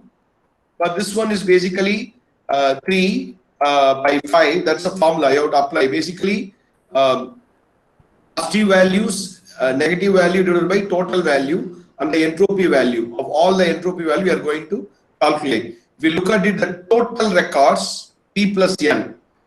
This outlook value across all the total record. What is the total record we got? 9 plus 5, which is 14.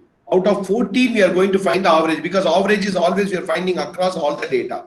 So what we are doing is, we are just doing the 3 plus 2, the true value per negative, yes value, no value, which is 3 plus 2. See the previous one. 3 plus 2, that is 5 divided by 14. Times, we already got 0.971. See that? 5 divided by 14 of 0.971 plus, again if you go to that play tennis rainy, 5 values are there. 3 yes plus 2 no's. So we put 2 plus 3. 2 yes, 3 no's divided by 14 into the value of previous value 0.971, whereas outcast, which is 0, right? So if you do this, you get outlook is getting the 0.693. Now what we are doing is, what is the total entropy which we have got? Earlier, the first step we got 0.940 minus, don't have to worry, this will be done by the package. This will be done. You simply give the calculation, it will do. Once you build the model, you don't have to do anything. That is the power of machine learning, because we are making machine to think. These steps we will do once. Once you do these steps, you give any data, it will automatically train and build and then apply. So now we got, for this particular attribute of outlook, we got 0.693. So now information gain is 0.940 minus 0.693, which is 0.247. Okay, so in the overall, we got 0.940 minus this entropy divided by average information attribute gives 0.247, which is 0.247 is the information gain for outlook. Similarly, now you need to find out temperature and play tennis, humidity and play tennis, windy and play tennis, right? See, due to time, I'm not going to do. I already shared this. I will share this PDF. So temperature also we are going to do. Temperature we are going to do, right? We got this entropy value, right? For the temperature we got it. Again, we do the same average information entropy. This is information entropy. right? For every attribute, we got the information entropy. So the formula is information gain is nothing but what was the overall entropy, what was the degree of disorder, minus what is the information gain for every attribute. Okay, so entropy was 0.940 and the temperature was 0.911. Now the information gain for this particular attribute is 0.029. So the first one was 0.247, the next one was 0.029, right? Similarly, we'll find for the humidity, right? So we got all these things, right? Windy, we found it. Now we look at it. We found the information gain in that which information gain, which is higher information gain. We are not talking about entropy here because already we got the entropy minus attributes gain, we got it, and then we minus it, we found the information gain for each attribute. So we got average information entropy. That is the gain we calculated here. Information gain is basically calculating by entropy minus average information attribute, right? That is what we have done. So the gain what we have got for each attribute is this. Outlook, by going with outlook, you get information gain of 0.247. By temperature, we get 0.029. Humidity 0.152. Windy 0.048. What did we say? Higher information gain, better decision tree. Which one has higher information gain? 0.247. So that is going to be your root node. So we will start our decision tree by building the outlook as your first node, root node. From there we will start splitting. Am I making it clear? Any participants, do you understand what has been done so far is to find where you should start your decision tree, meaning that which has got the most information is where you start, and you then start going down and splitting. So all this exercise is to find out which is the best root node to start, and to give you all a lot of confidence, his doctor is explaining this so that you understand all this will be done by the program. You don't have to do anything. It will do everything. It will give you all the information, gain everything it will calculate. But you need to know the basics and how it is done. Correct, doctor? Yeah, absolutely. And now, see, now we got this outlook. We started building the decision tree. Now, because outlook is given, selected as a root node, see, you see this. By initially, when you might have thought that, oh, I would build a decision tree of plate tennis. No. You see, because we selected this, you either right last most you can take it, or in terms of number of no's and number of yes, more the probability we took that, because degree of disorder is more, then here it is less, here it is less, here it is less.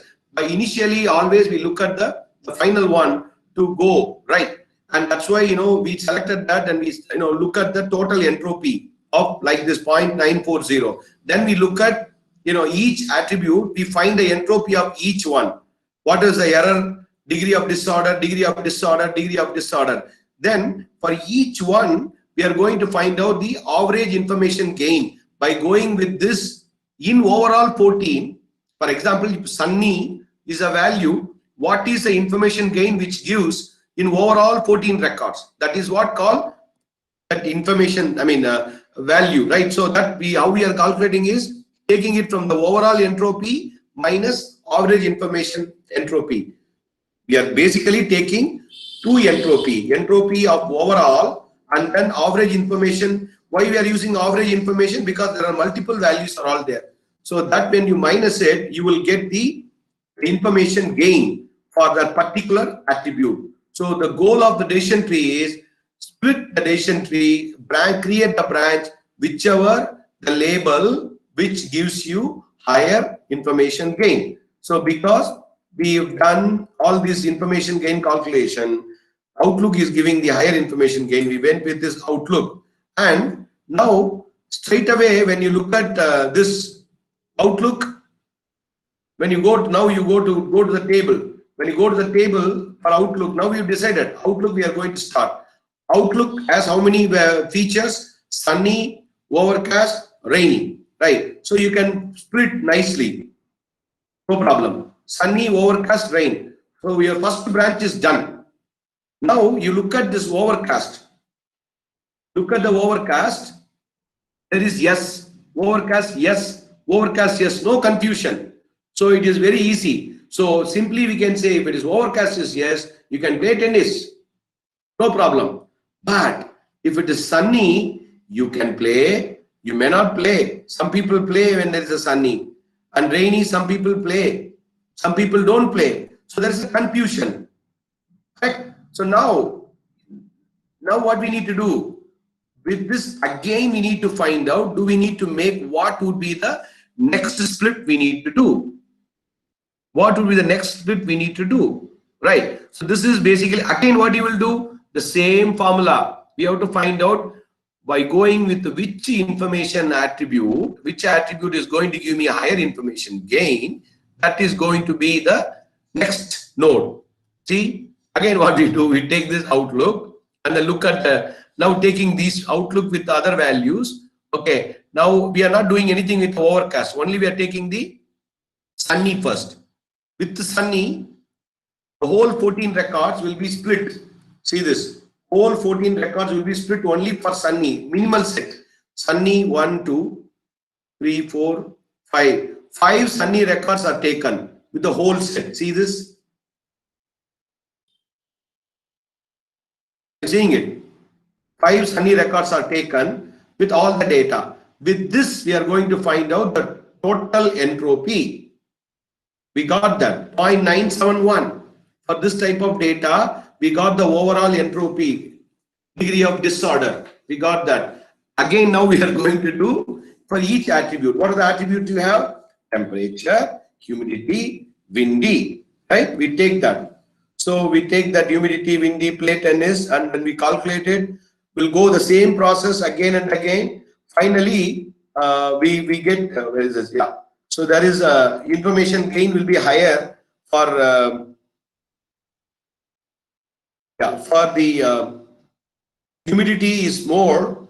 So humidity is selected because that has higher information gain. Okay, and then again in the humidity it's going to be easy, which has this high and normal. High and normal. See, very clearly you can classify. There is no high means all low only. When you have a degree of disorder, when you have a error, when you have less information gain. See this? This is having a pure information gain. High means no. High means no. High means no. No confusion. High means no and yes and something. Then you have a problem. This classification is easy. See, high, normal, yes, high, humidity, high, and play tennis, no. So now you look at this. When outlook is sunny, humidity is high, people doesn't play tennis. If outlook is sunny and then humidity is normal, people play tennis. So any data will come in this type of form. Now because we build the model, training model. So any data comes with this type of nature, it will classify. Yeah, for this type of condition, tennis can be played or tennis can be played. That is what, with this type of data, customer will buy this. There will be a rain. All the predictions, classifications are done using this methodology. There's a question, doctor. Yeah. From Revati madam is asking, we want to do until the end node, the question mark. Yeah. Further splitting, see, it will go on. There is, I just left it for you. Again, you have to go rain. Again, you have to go overcast rain. You do this exercise. Okay. So rain. Again, what is that rain you have? Okay. And that you have to start rainy. Again, you're on the rainy. You have to look at it whether it's a mild. That you have to split again. Okay. Rainy again 1, 2, 3, 4, 5 is there. Again, you have to do the split. Again, the rainy. Rainy means what? Here, again, this will be a split. Overcast rain. Then again, there will be a split. 2 more split will be there. Then this will be done. Okay. So now I'll show you the decision tree, how it is done. Sudha ma'am, I will send you the HTML file. Can you send it to the participants? Yes, sir. Yes, sir.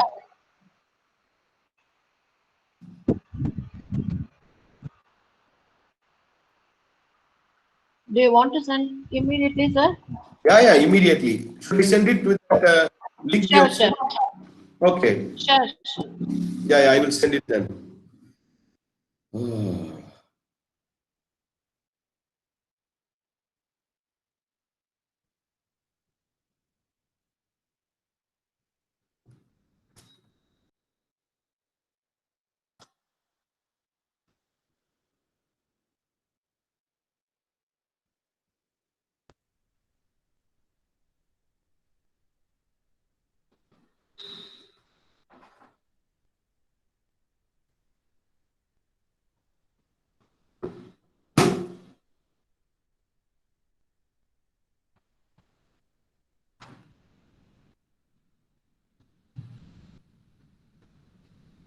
I hope you will be able to get this station 3. Oops. Participants, check whether I have sent a mail. Hopefully you would have got the mail. I will run that station 3. I'll show you. Now I am going to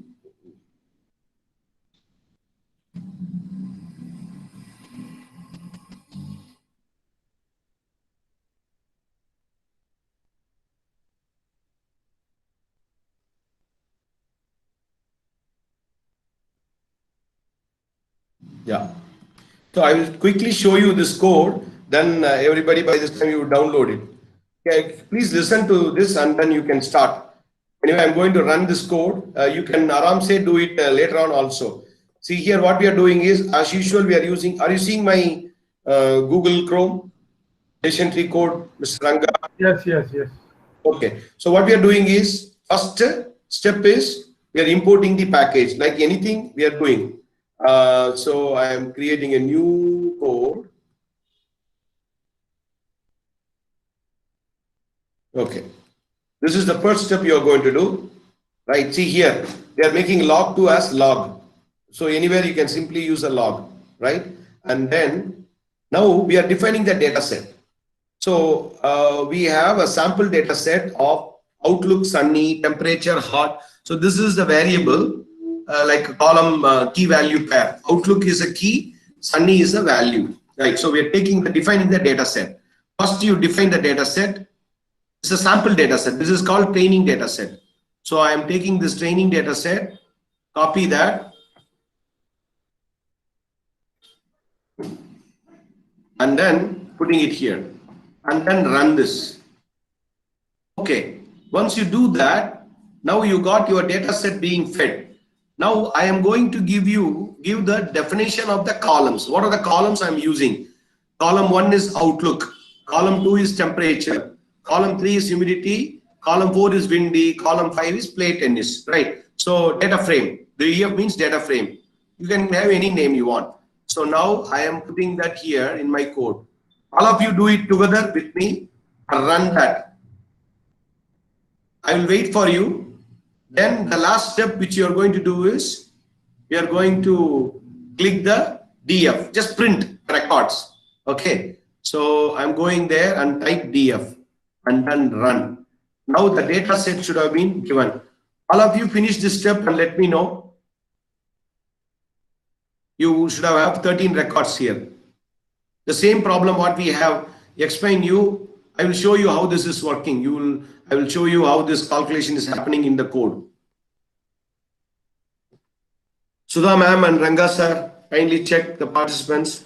Yeah, they're saying got it. They're working on it. Good. Ma'am, what time will break? 12:40? 12:30. 12:45. Okay, 12:45 will break. And then we'll come back by 1:30 then. Then it'll be easy. Okay, sir. All of you got this? How many of you got this result? Got it. Couple of got it, sir. There.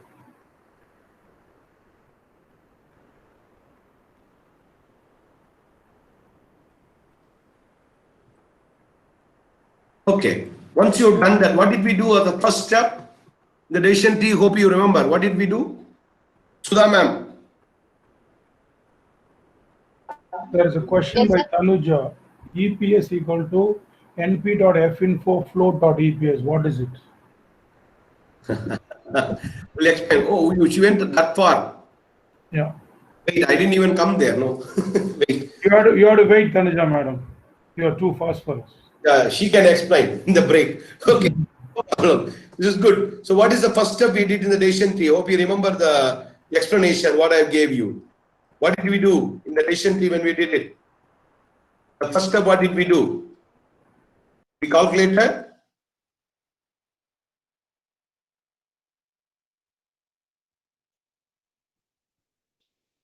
I'm showing. No answers. No answer. Sudha ma'am. Entropy, Dr. Valli Shri. Excellent. Entropy. Yeah. Entropy. Excellent. So we are finding the total entropy for the given data set. That is what we are doing, right? So that is exactly what we are doing here. Any data you give, we are classifying it. We are saying the unique objects are going to be yes or no. And then see this entropy node, we are initializing as 0. Initial entropy value is 0. Then values of df means what? The frame. Dot play tennis. Play tennis is a column. Don't you see that? There's a column called play tennis. We already defined the 5th column is play tennis, right? So play tennis dot value underscore counts.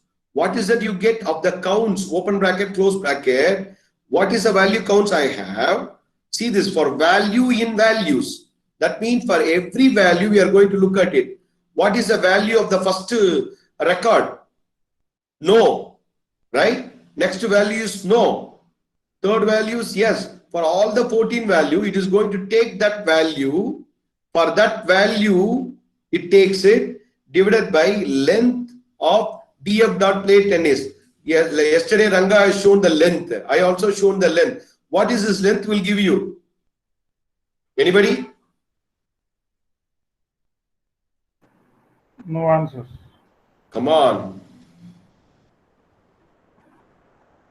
Okay, I'll show the code. What is this length will be? Here it is 14.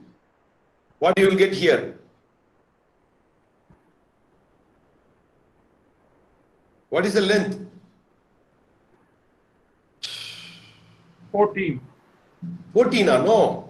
Total length. 14. Oh yeah, correct, 14. Correct only. Yeah, 0 to 30. We have starting with the 0. So it is 14. Absolutely correct. So what we are doing here is we are simulating this formula.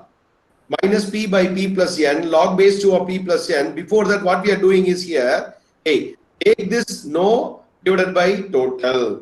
Take the yes divided by total. That is what we are trying to do here in the loop.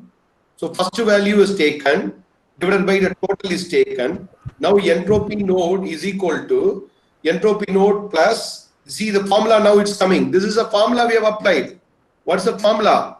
Fraction. Fraction, right? Minus fraction. Fraction is what?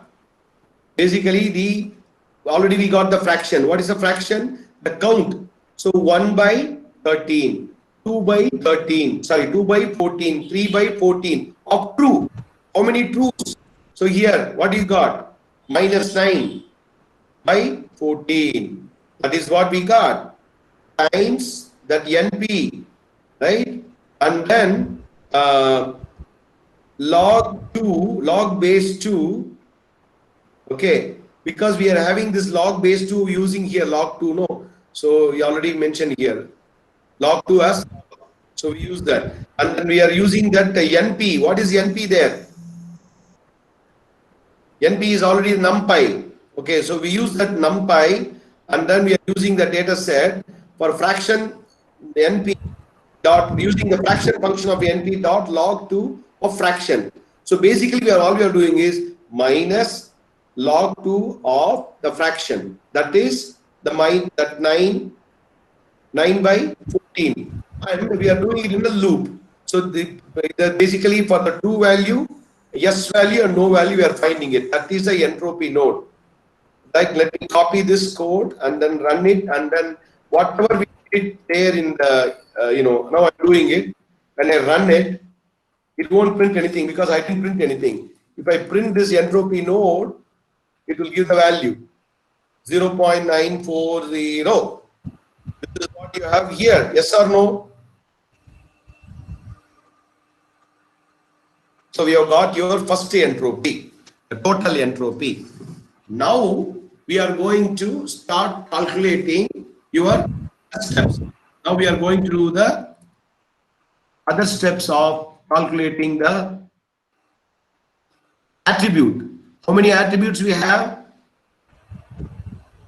Outlook, temperature, humidity, windy, plate, tennis, one by one you have to take, right? So first attribute. For all the attribute, we are trying to look at it, right? So once you find one attribute, we can give the same kind of formula and then do it for other attributes. That's the beauty of the decision tree. We are just calculating for one attribute and then we just do it for other attributes by using the model. Okay. So now I'm doing it for attribute.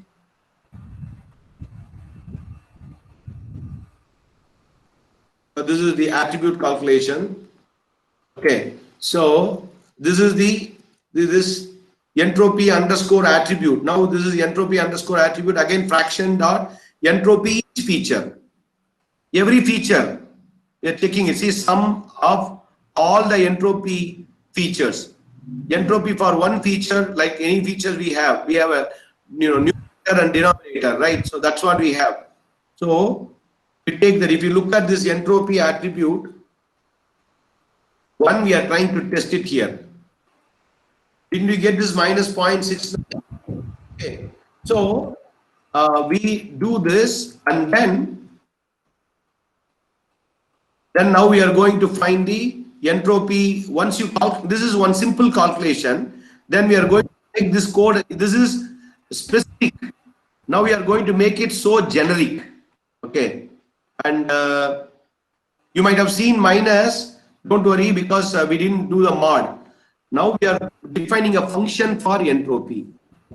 Whatever we have done in the first one, the simple calculation, what we have done, we are making a entropy calculation as one function, and then we are defining a new function for entropy attribute, right?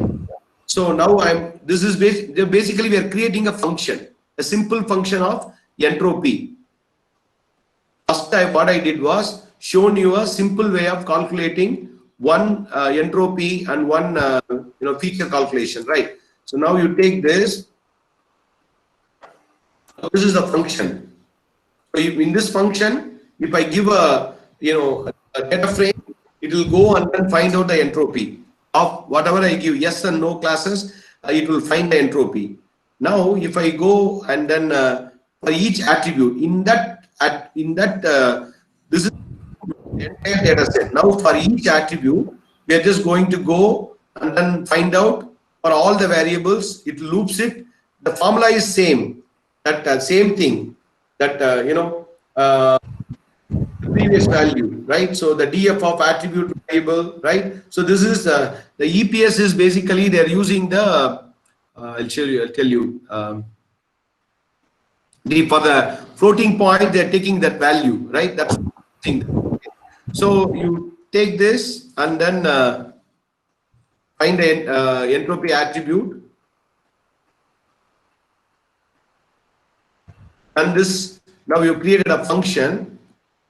Then now we wanted to find which entropy is better. Okay, so what we are doing is we are taking all the entropy and trying to find out. We talked about that the table which we have got now. We got all these values, and then I wanted to find out who is the winner, right? So for that, we are having this this function, find winner. Which value, right? So we are trying to find that.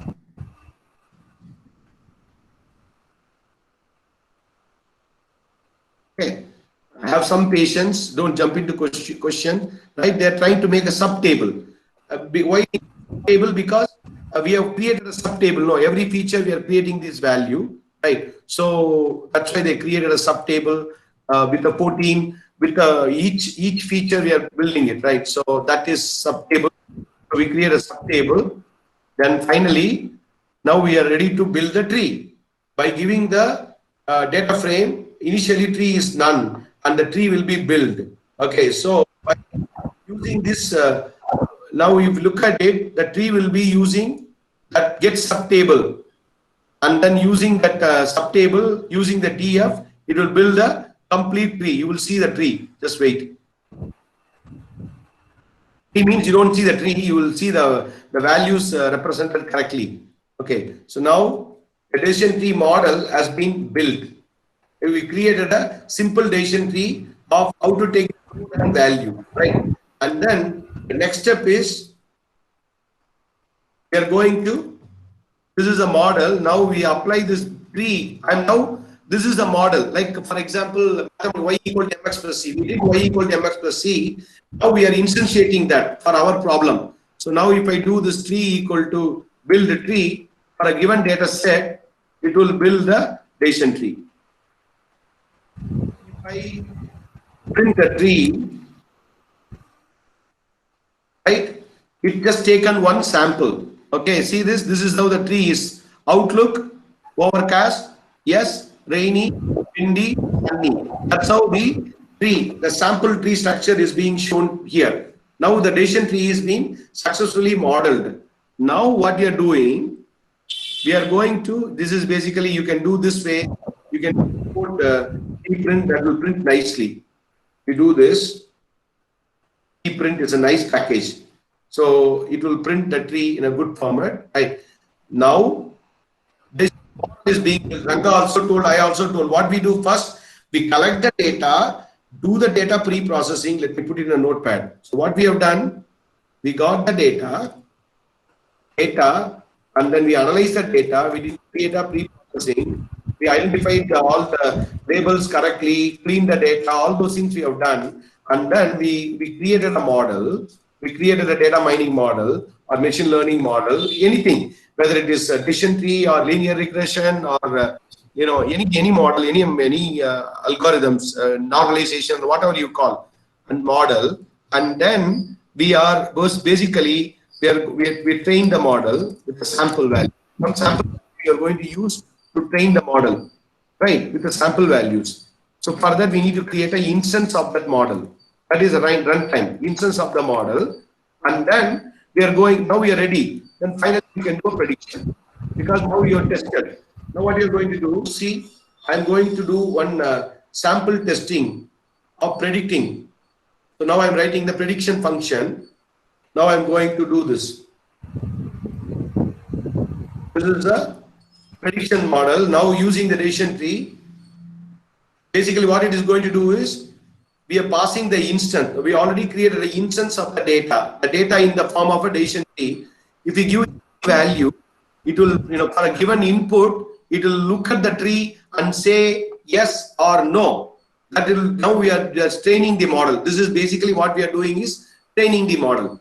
That is what we are talking about. For example, I'm using the simple instance. I want you to answer me my question. What is what I'm doing right now?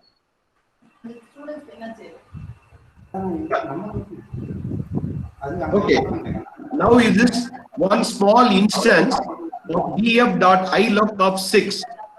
That means in the data frame, the sixth record. The data frame, what is the sixth record?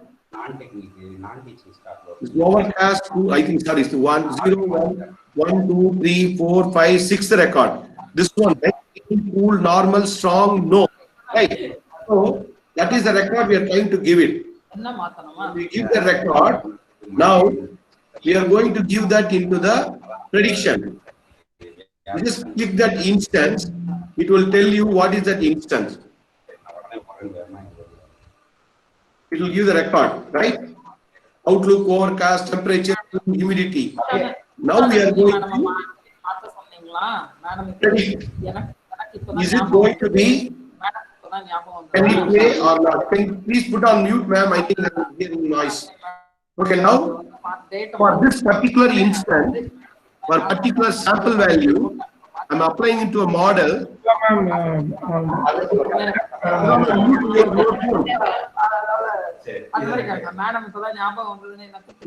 Mute your phone.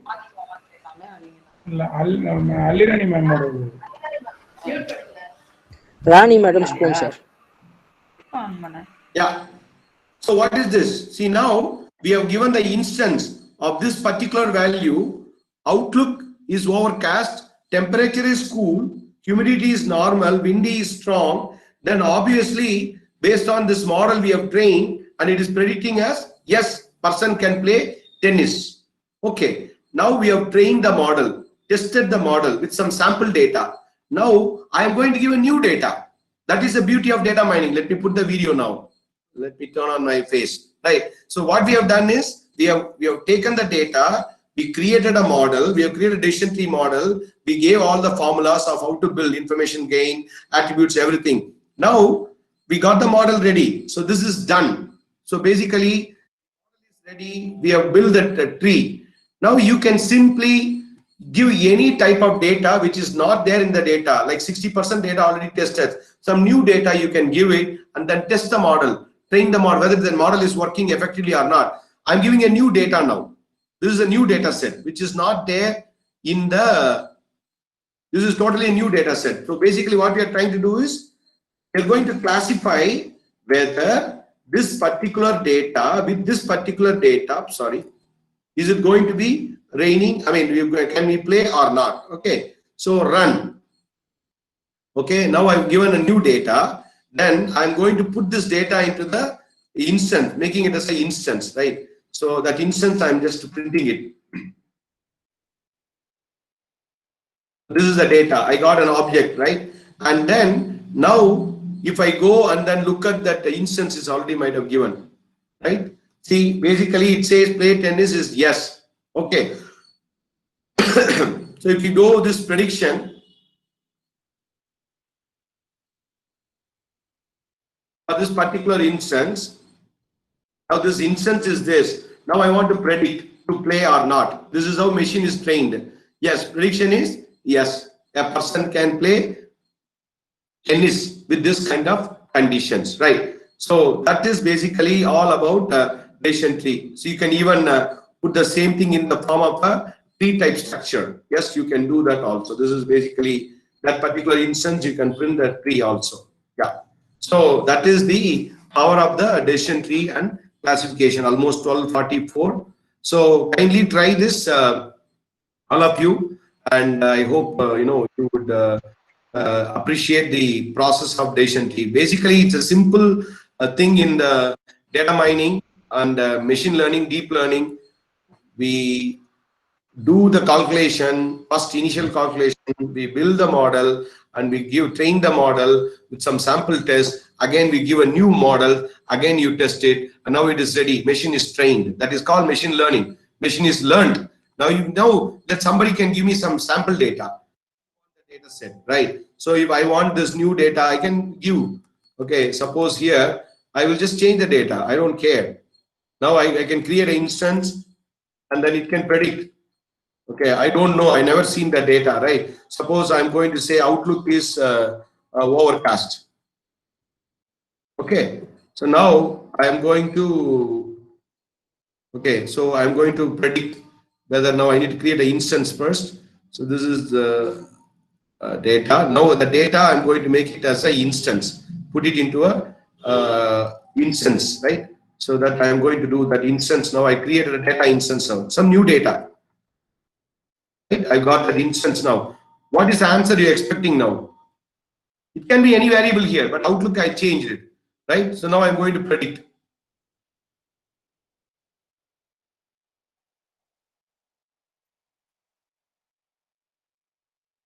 Yeah, because what did we see? Outlook overcast, it's going to be, play, people can play. Suppose if I change this, even I have this play tennis yes here, let me change one more data and then I'll end. I know I'm just taking a little longer here. Now I'll put it here and then I'll change this play tennis.